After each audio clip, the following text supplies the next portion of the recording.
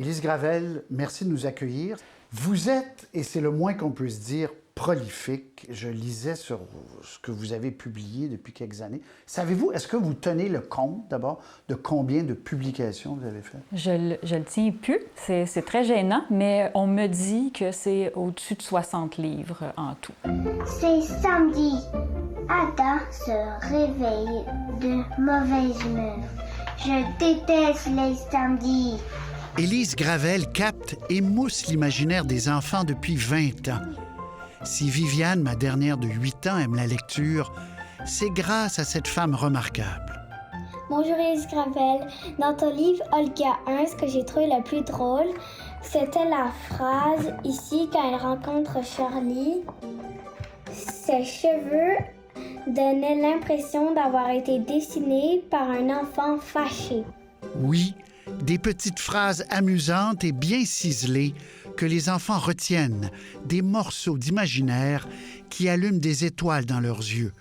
Et les livres d'Élise Gravel forment toute une constellation dans le monde de l'édition. Je parlais à un libraire samedi. Je suis allé dans une librairie, une petite librairie dans les Laurentides. Puis j'ai dit, montre-moi tes titres d'Élise Gravel. Puis là, il m'a sorti à peu près 40 livres. Puis il dit, ça roule. C'est parmi les auteurs qui roulent le plus. J'en recommande tout le temps. Lui m'a dit, par exemple, le livre sur les champignons, moi, ça n'aurait jamais marché. Mais il dit, elle a une touche qui fait qu'elle peut aborder tous les sujets, puis c'est simple. C'est un don, la simplicité. Non? Bien, en fait, c'est très compliqué. Je ne sais pas si c'est un don dans mon cas, peut-être, mais je pense que ça se travaille, là, la vulgarisation dans tous les domaines. C'est des sujets des fois complexes que j'aborde, des sujets scientifiques, des sujets politiques et tout ça, qu'il faut qu'un enfant de 4 ans comprenne. Ça m'aide d'être maman et ça m'aide d'être immature aussi, puis d'avoir un trouble de déficit de l'attention. Fait que si je suis capable de me suivre moi-même ou si je me trouve intéressante longtemps, ça veut dire que probablement je vais connecter avec un enfant. Il y a beaucoup de gens qui disent ça, j'ai un trouble de déficit, c'est presque devenu... Vous, c'est vrai, là. Oui, c'est vrai, j'ai un diagnostic et tout ça, oui. Puis c'est assez clair que j'en ai un, là, qui me sert, je pense, en tant qu'artiste, c'est utile parce que j'ai beaucoup d'idées. Le think outside the box est très là, mais aussi l'hyper-focus. Quand j'ai une idée, il faut que je la fasse, tout de suite, il faut que je l'amène à terme, puis sinon je me tanne. Fait que c'est pour ça que je produis vite comme ça. Mais oui, j'en ai un, puis la spontanéité aussi, il faut qu'elle soit là.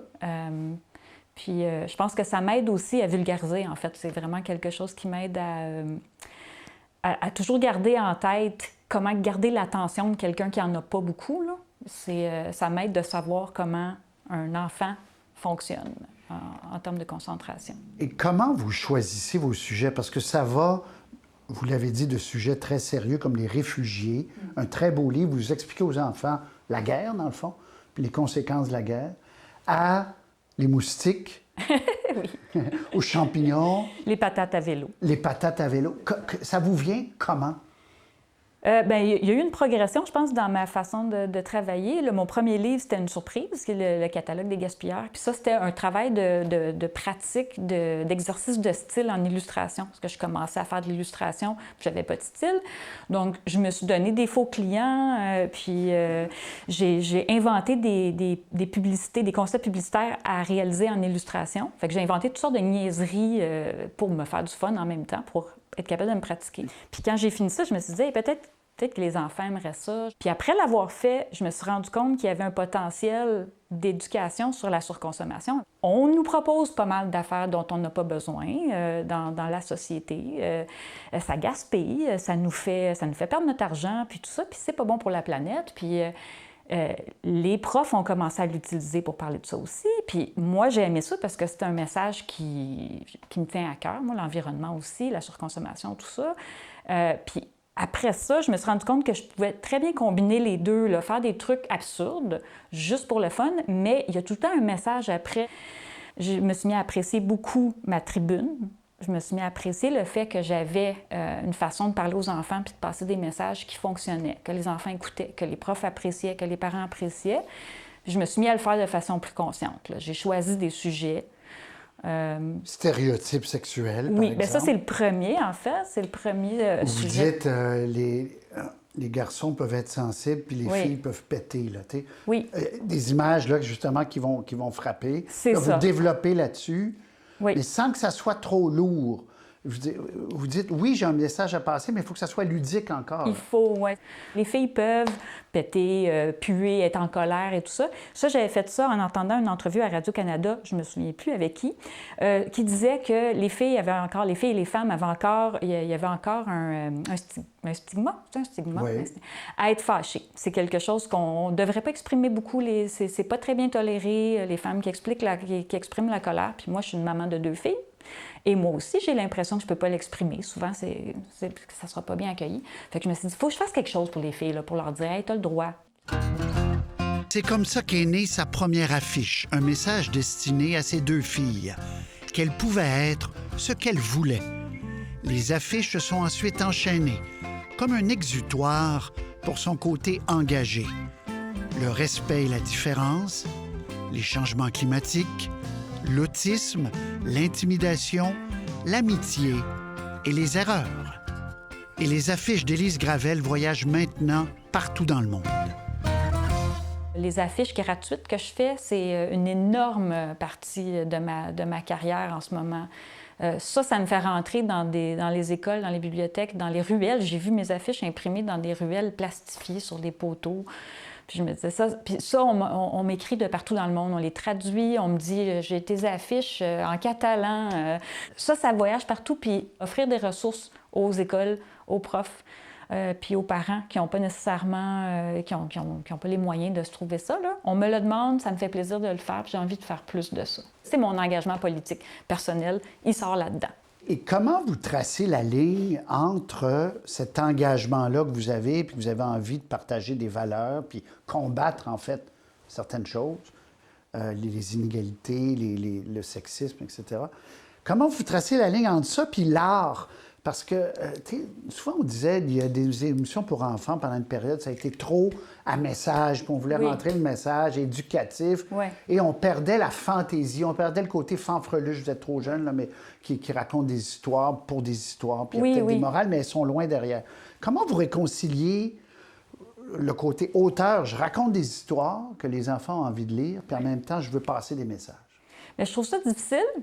C'est quelque chose qui me travaille un peu tout le temps. Puis j'alterne, là. Souvent, j'ai un sujet qui va... moi-même, j'ai beaucoup de sujets qui me touchent, là. Ça me fâche, ce que j'entends, ce qui se passe dans le monde m'effraie. Il y a un côté de moi qui veut partager ce message-là. J'en ai besoin pour me faire du bien à moi. C'est du bénévolat, c'est de l'action sociale, de l'engagement. J'ai besoin de faire ça. Des fois, je fais ça pendant un petit bout de temps. Je fais quelques livres sur des thèmes vraiment précis. Puis après, je trouve ça lourd. Moi-même, je suis comme, là, moi, j'ai besoin de m'amuser aussi. Moi, je lis pas pour m'informer seulement. Je lis pour m'informer. Je lis des documentaires, mais je lis aussi des romans policiers juste pour décrocher. Les enfants, ils ont besoin de ça aussi. Fait que j'alterne entre les deux, mais des fois, dans le même livre, il y a moyen d'alterner aussi puis de faire quelque chose qui est éducatif sans que les enfants s'en rendent compte. Faisons une parenthèse sur les réfugiés, là, parce que ça, en ce moment, avec la guerre en Ukraine... Un réfugié, c'est une personne comme toi et moi. Les réfugiés ont dû quitter leur pays parce qu'ils s'y étaient en danger. Certains sont partis pour échapper à la guerre. D'autres se sont enfuis parce que le gouvernement au pouvoir n'aimait pas leur opinion et leur voulait du mal. Si on a besoin d'un instrument pour expliquer aux enfants pourquoi, quand il y a des guerres ou des famines ou des crises économiques, il y a des gens qui cherchent un monde meilleur. C'était ça votre moteur? Vous vouliez expliquer quelque chose qui peut paraître complexe à des enfants très jeunes? C'est que ça c'est quelque chose qui est important pour moi, c'est d'aider les enfants à connecter avec ce qu'ils entendent. Des sujets dont ils entendent parler, ils entendent la guerre, ils entendent les réfugiés, ils n'ont aucun pouvoir, les enfants, là-dessus. Ils ne savent pas de quoi on parle, mais ils savent que ça a l'air vraiment inquiétant. Et je trouvais que, ce livre-là a été écrit avant la guerre en Ukraine, évidemment. Je trouvais que les enfants entendaient ce mot-là tout le temps, mais dans les médias, c'était mentionné comme un problème. La crise des réfugiés, le problème des réfugiés, qu'est-ce qu'on fait avec les réfugiés, comme si c'était un problème, mais c'est des êtres humains. Puis je me disais, je veux pas que les enfants apprennent qu'un réfugié, c'est un problème ou une crise. Je veux qu'ils apprennent que c'est un être humain. Il y en a dans leurs écoles, là. Il y a des classes d'accueil ici au Québec. Je voulais que les enfants apprennent, c'est une personne comme toi, là, a juste vécu des choses difficiles puis différentes, tu sais, puis comme ça, pour qu'ils puissent connecter avec les réfugiés. Fait que c'est quelque chose que je veux communiquer avec les enfants.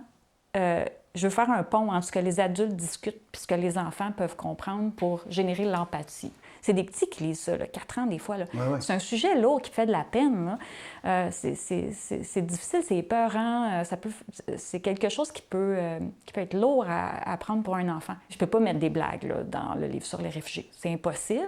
Je ne peux pas faire passer ça de façon ludique. Donc, ça va tout passer par l'empathie. L'empathie, les enfants en ont. Là. Ça leur vient naturel. L'empathie pour le réfugié, mais l'empathie pour le lecteur aussi. L'enfant a besoin qu'on lui amène ça avec douceur pour qu'il puisse, comment dire ça, absorber cette souffrance-là des autres sans prendre ça sur ses épaules aussi, parce que ça peut être... Sans se sentir coupable. C'est ça.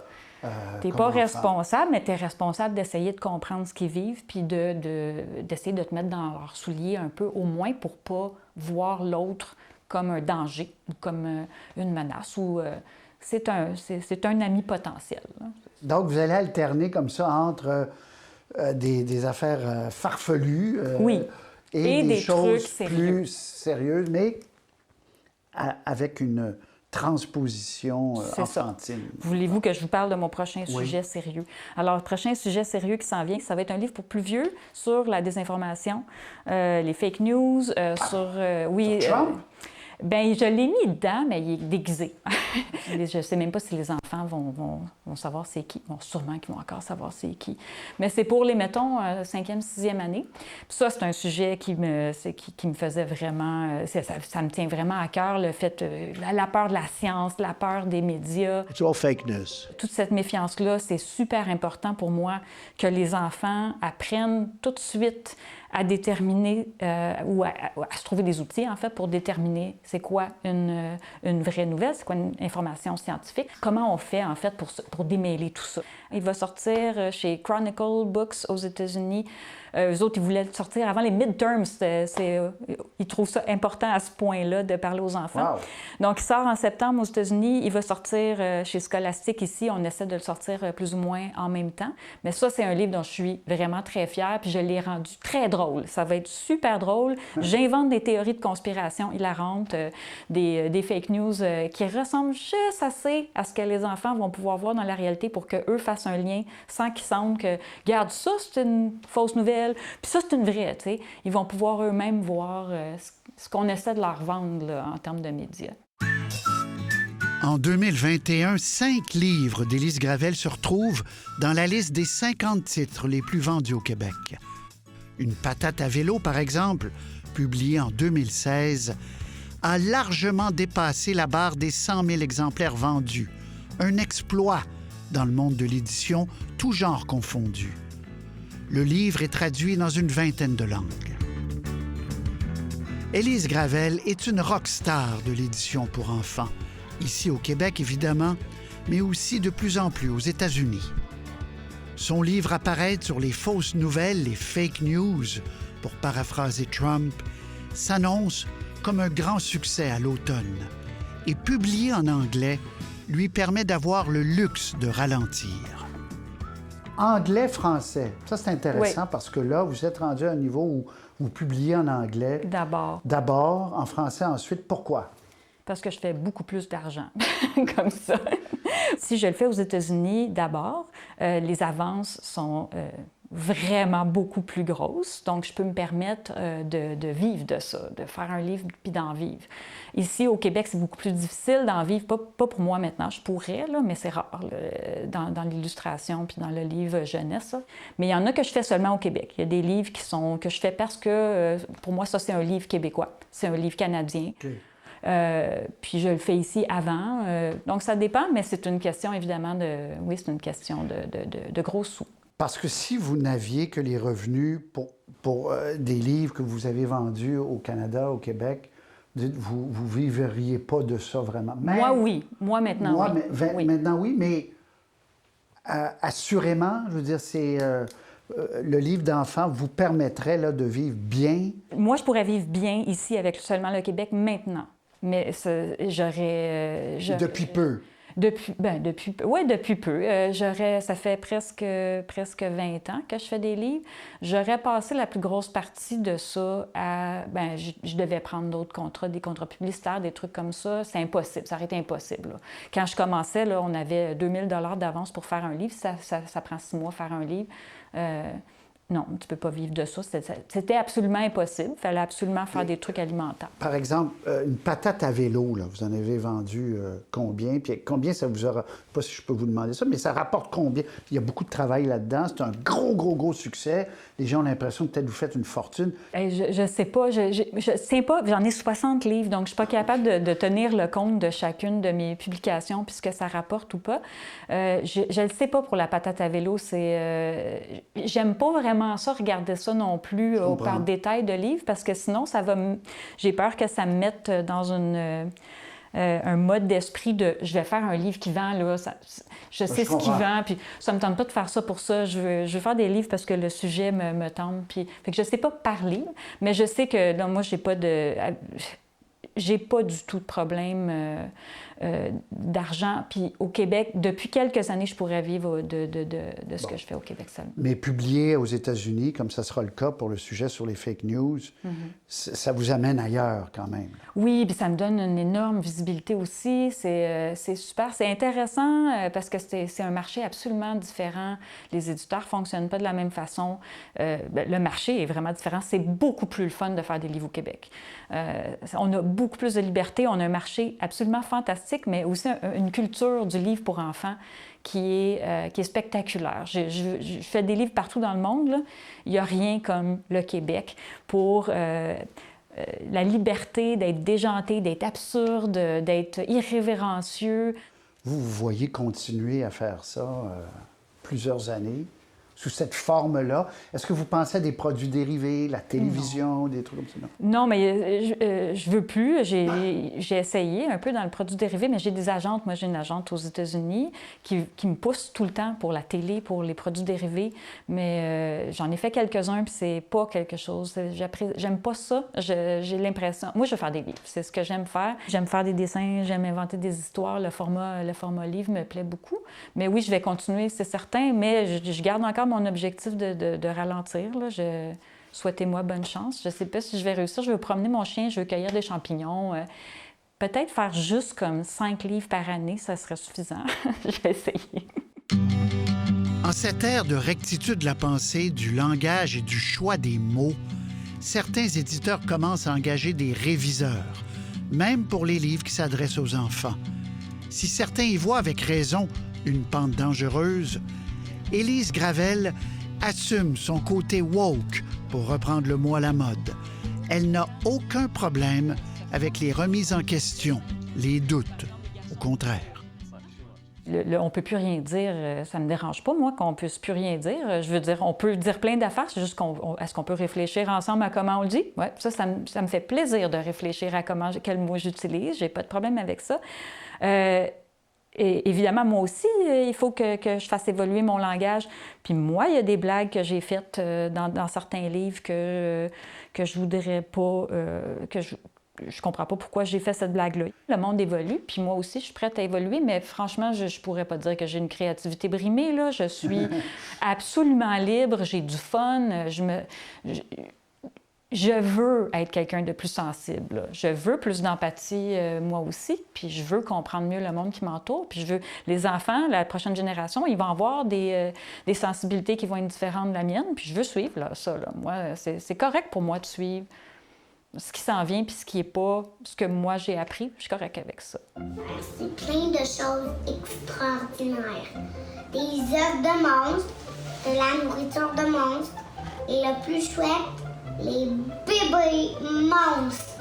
De monstres.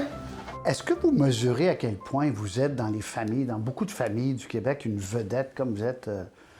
Les gens lisent vos livres, les mamans, les papas, les enfants. Vous êtes quelqu'un qui est entré dans les familles. Oui, oui, je le sais. Puis je le vois de plus en plus. Je reçois beaucoup d'amour. Je reçois au Salon du Livre. Quand je vais dans les salons du livre, je me sens comme une rock star. J'ai des longues files d'attente, des gens qui, on dirait qu'ils vont s'évanouir devant moi. Mais j'ai des animaux, des toutous de mes monstres que les gens m'envoient. J'ai reçu hier matin une photo d'un gâteau que quelqu'un a fait. C'est une pile de mes livres, mais en gâteau. Il y a des enfants qui sont fans au point de demander des fêtes d'anniversaire sur le thème Élise Gravel. Fait que je me sens... je le sais que je rentre dans les familles, puis ça me fait extrêmement chaud au cœur. J'ai envie de continuer pour ça, en fait. Là. Je pense que le commentaire qui me touche le plus, c'est très souvent, je reçois souvent le commentaire de « mon enfant voulait pas lire, mon enfant ne lisait rien ». Puis depuis qu'ils ont trouvé vos livres, maintenant ils lisent. Ça, c'est le plus beau commentaire. J'ai réussi à toucher un enfant qui aimait pas la lecture, puis qui s'est mis à lire, puis des fois ça ouvre des portes. Ça, c'est un commentaire que j'ai eu qui... Je me tanne pas, là. Envoyez-moi ces commentaires-là. Allez-y. Ça me fait très plaisir. J'en ai eu des super beaux aussi. C'est des parents immigrants qui parlaient pas français qui m'ont écrit pour me dire mon enfant va à l'école. Moi, c'est difficile d'apprendre le français, mais mon enfant ramène vos livres à la maison, puis ils me les lisent, on les lit ensemble, on rit en français ensemble. Puis j'ai des témoignages comme ça, là, c'est impossible que j'arrête de faire ce travail-là. Je me sens utile dans les familles. Élise Gravel, ça a été un plaisir de vous rencontrer, vraiment continuer. C'est très inspirant ce que vous faites, en tout cas. Puis c'est intéressant de voir quelque chose qui fonctionne aussi. Merci beaucoup de m'avoir reçu en entrevue. À la prochaine. Au revoir. Merci.